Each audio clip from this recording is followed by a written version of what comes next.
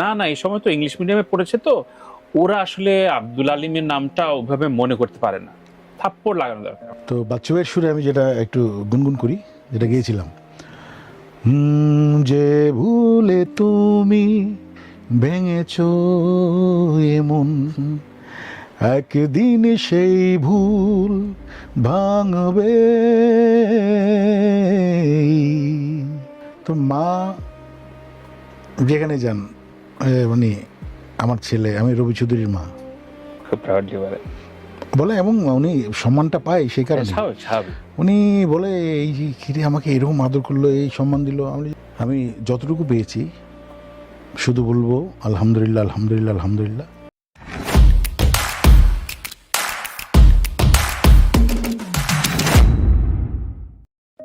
নিজস্ব বিনোদন কি এখন? এই এত মানুষ, হাজার হাজার মানুষকে বিনোদিত করে আপনার রিল্যাক্সটা কি? ঘুমটা আছে, আপনি ঘুম প্রিয়, ঠিক আছে বুঝলাম। হ্যাঁ, ঘুমাতে পছন্দ করি। আর সময় পেলে আমার তো স্টুডিও, ডিজেরই স্টুডিও, মানে বসে একটু গান গাওয়ার চেষ্টা করি, বাচ্চার সঙ্গে খেলি, একটু মজা করি। এটাই, ফ্যামিলি নিয়ে পরিবারের সঙ্গে সময় দিই। বন্ধু আসলে অনেক রকম হয়, কিন্তু তারপরও আপনার দীর্ঘকাল টিকে যাওয়া বন্ধু টিকে, এরকম বন্ধু আছেন চট্টগ্রামে। আচ্ছা, আমি গেলেই আমার সঙ্গে কয়েকজন সবসময় থাকেন, একটু খাসি টাসি জবাই করি, আমরা গান বাজনা করি। একজনের নাম শুনি না, হ্যাঁ, তারা হয়তো বন্ধু মহিবুল কাদের চৌধুরী আছেন, আচ্ছা, তারপর কামাল আছেন ছোট ভাই একজন, একজন আছেন ভাত গফুর, যার নাম গফুর। আচ্ছা, ভাত খাও, একটু ভাত বেশি খেত আগে, আচ্ছা, এখন খায় না, আচ্ছা। ডায়াবেটিস হয়ে গেছে। তো সে থাকে, আর আরিফুল্লাহ চৌধুরী থাকেন, এই কয়েকজন। আবার জানি আলম আছে ছোট ভাই, জানি আলমও থাকেন, লতিফ আমার ফ্যামিলির একজন। আচ্ছা। আমরা সবাই মিলে একজন আড্ডা মারি মোটামুটি চট্টগ্রামে।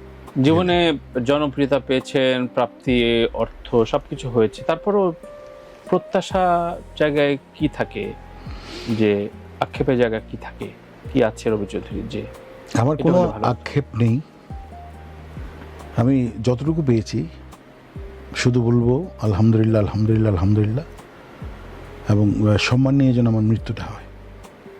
কবিতা, আপনার অ্যালবাম সংখ্যা আপনার কি মনে আছে? অ্যালবাম সংখ্যাটা আসলে মন নেই সত্যি, আনুমানিক 65 সলোমন হয়। 65টা শুধু সলো, আর মানে এই ডুয়েট মিক্সড অ্যালবাম তো অনেক বেশি হতো, সব মিলিয়ে 200-250 অ্যালবাম হবে আর কি, ডুয়েট মিলে। অনেক পুরনো বন্ধু বিদেশ থেকে আসলো, অনেকদিন পর দেখা, আপনার কাছে সব অ্যালবামে আছে, একটা অ্যালবাম তাকে গিফট করবেন, কোনটা দেবেন তাকে? এটা তো অ্যালবাম না, একটি গান হয়তো উপহার দিব, ওটা নচিকেতার কথাও শুনে। আচ্ছা, কোন গানটা? এটা হচ্ছে বিরহের সে সুর সেধেছি, ভাঙা গড়ার খেলায় মেতেছি, বিরহের সে সুর সেধেছি। গভীর। আচ্ছা, সন্তানেরা বাবার কোন দিকটা বা কোন গানটা খুব পছন্দ করে? বাচ্চারা তো আসলে ওই ইজি মানে জিনিসগুলো পছন্দ করে, এই মধু হই, আচ্ছা। এটা গাইতে থাকে। আচ্ছা আচ্ছা। হ্যাঁ, তবে আমার বড় মেয়েটা হয়তো ইংলিশ নাম্বার করে, ওকে তো দূরে আছে, তো কাছে নেই। এই কাছে যেটা আছে আমার রোজা, ও সব গানই পারে, মানে ক্যাচিং পাওয়ারটা একদম, যে গানই হবে ও গেয়ে ফেলবে। বাবা, বাবা মায়ের একটা স্মৃতি শুনতে চাচ্ছি, যে আপনার ফেম, ছেলে জনপ্রিয়, এটা আমার বাবা ফেল করতে পারে, মানে বাবা এটা ব্যাপারটা এনজয় করতে পারে, আমি বলবো। কারণ কি, উনি আমার স্টার হওয়ার আগেই, মানে পপুলার হওয়ার আগেই মারা গেছেন। যেটা উনি কোরবানি ঈদের দিনই মারা যান। কোরবানির ঈদ আসলে আমার এই কথাটা মনে পড়ে এবং মনটা খারাপ থাকে। ঈদের দিনে? হ্যাঁ, ঈদের দিনই মারা গেছেন। ভালো মানুষ নাকি ভালো দিনেই চলে যান। তার ঈদের দিন যদি মারা যায়, আমি শুনেছি আর কি, ওদিন কিন্তু কবর আযাব হয় না, যেমন রমজানে যারা মারা যাবেন কবর আযাব থেকে মুক্ত পাবেন ওরা, এটা শুনেছি, আমি জানি না, আমি বেশি কিছু জানি না। আমার বাবা খুব ভালো মানুষ ছিলেন, এখনো সবাই বলেন। তো মা যেখানে যান, মানে আমার ছেলে, আমি রবি চৌধুরীর মা, খুব প্রাউডলি বলে, এবং উনি সম্মানটা পায় সেই কারণে। উনি বলে এই যে কিরে আমাকে এরকম আদর করলো, এই সম্মান দিল। আমি যে কেন দিল? ছেলের জন্য। মানে অনেকে দেখতে যায় তাকে, কোনো এলাকায় যদি কোনো ওসি যায়, ওসি আমার বাড়িতে যায় মাকে দেখতে, তারপর যারা বড় বড় নেতারা আছেন ওরা যায়। যাক, উনি ভালো আছেন। এখন একটু অসুস্থ কিন্তু এখনো ভালো আছে। কোন গানটার কথা বলে মা? মায়ের একটা গান ছিল ছোট, ওটা খুব সুন্দর। মায়ের এক ধার দুধের দাম, কাটিয়া গায়ের চাম, পাপস বানাইলে তবু ঋণ শোধ হবে না, এমন দরদি ভবে কেউ হবে না আমার মা গো। এই গানটা খুব সুন্দর। এই গানটা তো আমার গাওয়া না, এটা তো এটা আমি শুনেছি ফকির আলমগীর ভাই। ফকির আলমগীরের জন্মদিন ছিল 21 ফেব্রুয়ারি। তাকে আমি শ্রদ্ধা ভরে এই গানের মাধ্যমেই স্মরণ করলাম। গণসঙ্গীতের আরেক দিকপাল। আরেক দিকপাল তো অবশ্যই। বাচ্চু ভাইয়ের প্রসঙ্গটা দিয়ে একদম শেষ পর্যায়ে আছি, যেহেতু বাচ্চু ভাইয়ের আপনার সাথে বসলে বাচ্চু ভাইয়ের প্রসঙ্গটা টানি। বাচ্চু ভাই খুব আদরের ছিলেন, আপনি খুব ভালোবাসতেন। একটা স্মৃতি যেগুলো বলেন না, একটা গল্প বলেন না। বিশ্বাস করো, আমি একদিন চট্টগ্রামে উৎসব বলে একটা ওই স্বপ্নের মতো সুপার মার্কেট হয়েছে, তো যাওয়ার সময় হঠাৎ করে তার ওই যে আয়ুব বাচ্চু চত্বর যেটা গিটারটা চোখে পড়লো। তো আমার সঙ্গে আমার আমেরিকা থেকে গেস্ট ছিলেন রোমান আপা, আমার বইয়ের ফুফাতো বোন। বললাম যে ছবিটা তুলো, এটা বাচ্চু ভাইয়ের গিটার। এটা অনেক বড় ব্যাপার, আয়ুব বাচ্চু চত্বর যে সম্মানটা দিয়েছেন। তো বাচ্চু ভাই আলিঙ্গন অ্যালবামটা যখন আমি করলাম না, সিডিতে টেনে দুটো গান আমি, একটা হচ্ছে তারে ভোলা যাবে না,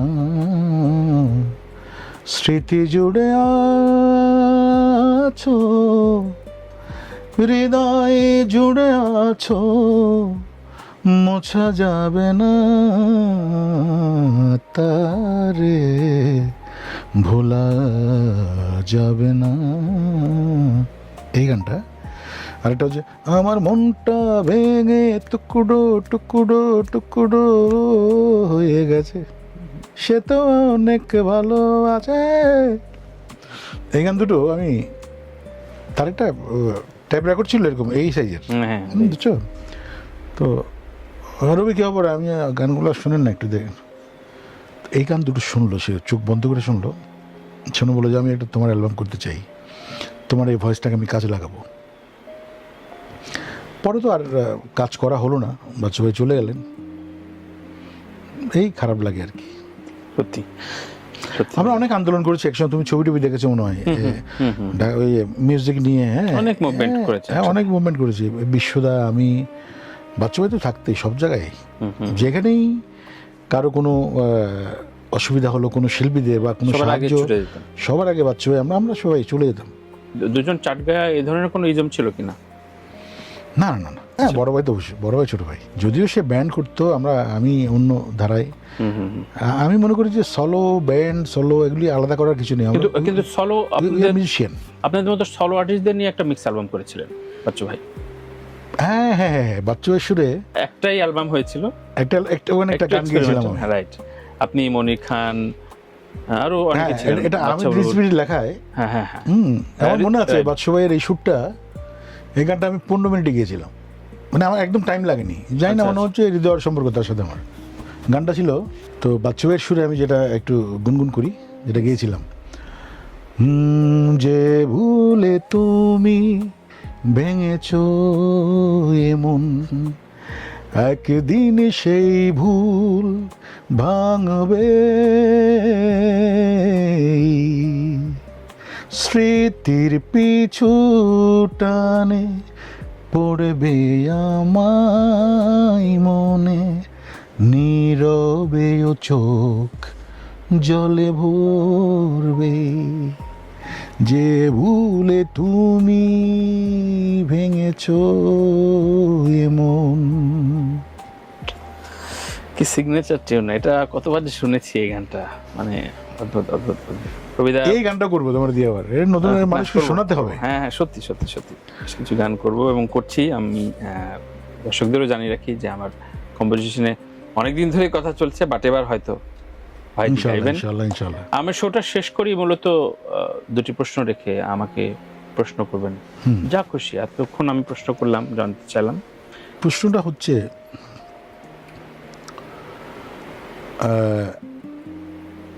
আমাদের প্রধানমন্ত্রী দিয়ে করি।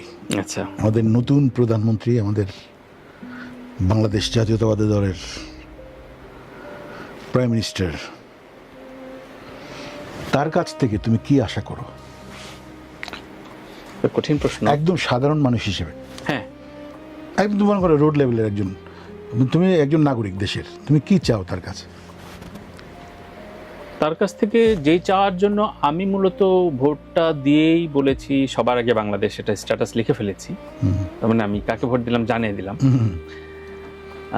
তো ওইটা দেওয়ার পর অনেকে প্রশ্ন করেছে, কিন্তু ওই ওই সাধারণ মানুষ ওইভাবে যে মুক্ত মনা যে বাংলাদেশটা আসলে খুবই লিবারেল কান্ট্রি।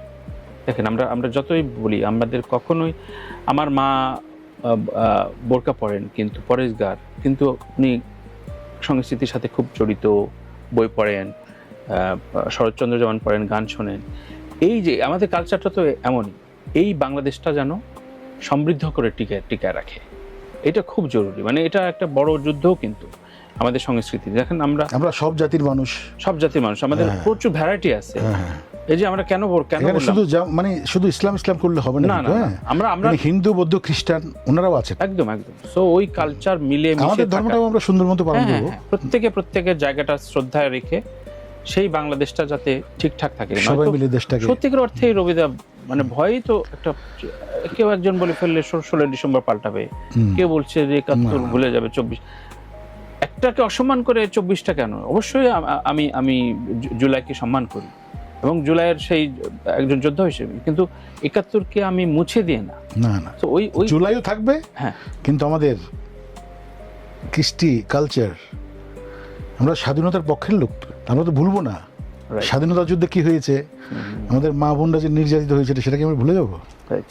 ওই বিভাজনটা আমার আরেকটা বিষয় পীড়া দেয়, যে দেখেন, তবে তাই বলে জামাতের নতুন প্রজন্ম রাজাকার ছেড়ে তো রাজাকার হতে পারে না। ওরা নিশ্চয়ই রাজাকার হবেন না সবাইকে, যেহেতু এবারে শহীদ মিনারে গিয়েছেন, সবাইকে ওনারা সবাইকে নিয়ে গেছেন, এটাকে আমরা অভিনন্দন জানাই, ওয়েলকাম জানাই। মানে বারবার করে তো আসলে সমাজটা এগোবে না। যে প্রসঙ্গটা আমি আপনার কাছেও জানতে চাই, আমি একটু বলছি যে দেখেন, 5 আগস্টের পরে আমাদের যে সম্পর্ক, আমার প্রশ্ন ঠিক মানে সব শেষ হয়নি তো, আরেকটা প্রশ্ন করবো প্লিজ। আমাদের মানে সঙ্গীতাঙ্গনটাকে কোন লেভেলে দেখতে চাও? আর যারা নতুন প্রজন্ম, কেউ গান গায়, গান হয় না তাদের, এবং যারা অন্যের গান ধার করে গাচ্ছে, ওদের সম্পর্কে তোমার কি মন্তব্য? খুব গুরুত্বপূর্ণ প্রশ্ন করছেন রবি ভাই। আমি প্রথমত, আমি নাম উল্লেখ না করি, নাম উল্লেখ করার দরকার নেই, ওই মেয়েটাকে আমি জিজ্ঞাসা করলাম, আপনাদের কথা জিজ্ঞাসা করলাম, 2-3 জন বলছেন না, গান শোনা হয়নি, চিনি না। আমার প্রশ্ন, আমি তার সাথে সাথে বললাম যে তুমি যদি গানে বিলং করতে চাও, কিছু নাম তোমার মুখস্থ করতে হবে, পাঠ্য। এটা তোমার আদর্শলিপি যেমন পড়াশোনা শুরু করতে হয়, এগুলো তোমার পাঠ্য। তোমার হিস্ট্রি, আমার সোনার বাংলা জাতীয় সঙ্গীত লিখতে পারেনি বলে চাকরি হয়নি। কিন্তু আমাদের নতুন প্রজন্মকে হঠাৎ করে উন্নাসিক হলে চলবে না। মানে এটা অনেকে ছেড়ে দেয়, না এই সময় তো ইংলিশ মিডিয়ামে পড়েছে, তো ওরা আসলে আব্দুল আলিমের নামটা ওইভাবে মনে করতে পারে না। থাপ্পড় লাগানো দরকার, মানে কষায়। তুমি যদি গান সংস্কৃতি বিলং করো, অবশ্যই এই মাটি, এই কালচার থেকে শুরু করে আব্দুল আলিম টু মানে কুমার বিশ্বজিৎ, রবি চৌধুরী, আমরা তো যোদ্ধা, আমরা তো অডিও ইন্ডাস্ট্রির জন্য যুদ্ধ করেছি। হ্যাঁ, এদের নাম জানতে হবে, এদের গান, এদের ক্যারিয়ার সম্পর্কে তোমার পড়াশোনা করতে হবে, তারপরে তুমি মিডিয়া ফেস করবা, গান গাবা। এইটা খুব জরুরি, এটা বোল্ডলি বলা উচিত। ওদেরকে আমরা ছেড়ে দিই, মানে ঠিক আছে, অনেক প্রতিভাবান, তো একটু বেয়াদব হলে সমস্যা নাই। সমস্যা আছে, বেয়াদব তুই হবি কেন? তুই আগে শিল্পী, কিন্তু মানুষের পর্যায়ের চাইতে একটু উঁচু পর্যায়ে বলে তোকে শিল্পী বলছি। বেয়াদব হওয়া যাবে না, যেটা উল্লেখ করলাম আমরা আমাদের সাথে। তার মিউজিক ইন্ডাস্ট্রিতে ভাই আমি দেখতে চাই যে ওই একটাই কথা, আমি যেই ফাইটটা হামিন আহমেদ সহ যে বিএলসিপিএস দিচ্ছেন, আমিও এটার সদস্য, আপনারা সবাই এটার সাথে আছেন। রয়্যাল দেখেন আপনার গান আপনি নিজেও জানেন না, 55টা প্ল্যাটফর্মে এখন বাংলা গান সেল হয়, প্রত্যেকটা অডিও কোম্পানি কিন্তু সেল করে। আপনারা দেখেন শুধুমাত্র ইউটিউব আর ফেসবুকে যাচ্ছে, কিন্তু রেভিনিউ জেনারেট করছে 55টা প্ল্যাটফর্ম থেকে। আমি মানে নাম ধরে বলতে পারবো কিন্তু বলছি না, একটা অডিও কোম্পানি আপনাদের গান শুনে প্রতি মাসে রেভিনিউ তোলে 10 কোটি টাকার উপরে রেভিনিউ তোলে। টেন্ডু কিশোরের গান আছে, কুমার বিশ্বজিতের গান আছে, রবি চৌধুরীর গান আছে, তপন চৌধুরীর গান আছে, কিন্তু ঈদে আপনাকে একটা পারফিউমও পাঠায় না। তো ওই বাংলাদেশটা ইন্ডাস্ট্রিতে দরকার, যে যেদিন আপনি একদম ক্লিয়ারলি জানতে পারবেন এ মাসে আমার ঠিক আছে, আমার এই যে 20 লাখ টাকা আসছে, এটা হচ্ছে। আমার এক ছোট ভাই এই যে চট্টগ্রামে, ও স্টুডিও আছে ওর, তা আমার একটি গান ওই লাইভে গিয়েছিলাম কোথাও হয়তো কোনো চ্যানেলে, ওখান থেকে নিয়ে আমার একটা ছবি নিয়ে এসে ব্যাক স্টেজে দিয়েছে। হ্যাঁ, ও $150 পেয়েছে, বলে যে আপনি কেন বসে আছেন, আপনি কি আপনার এই গানটা দিয়ে আমি $150 গান করলাম। ট্রু। সো ওই বাংলাদেশটা দরকার, ডিজিটালি সত্যিকার অর্থেই ভায়াবল একটা বাংলাদেশ দরকার। থ্যাংক ইউ রবিদা। এবং থ্যাংক ইউ ভাইডি। যেই তানভীর তারেক আমার একজন পরিবারের একজন খুবই পছন্দের মানুষ, ভালো মানুষ। কে কি বললো না বললো এটা আমার দেখার ব্যাপার নেই, মানুষ সবাই ফেরেশতা না আমরা। হ্যাঁ, আমিও যে খুব ভালো মানুষ সেটাও বলবো না, কিন্তু আমি ক্ষতিকারক না, কারো ক্ষতি করি না, কার জন্য বদদুয়া চাইও না। আমি চাই সবাই ভালো থাকুক, আমাদের বাংলাদেশ ভালো থাকুক। আর আজকে আমাকে আমন্ত্রণ জানিয়েছে জাগো FM 94.4 অনেক অনেক শুভকামনা জাগো পরিবারের জন্য, আমার ভালোবাসা। প্রতিদিন একটি করে বন্ধু বাড়াবেন, শত্রু বাড়াবেন না।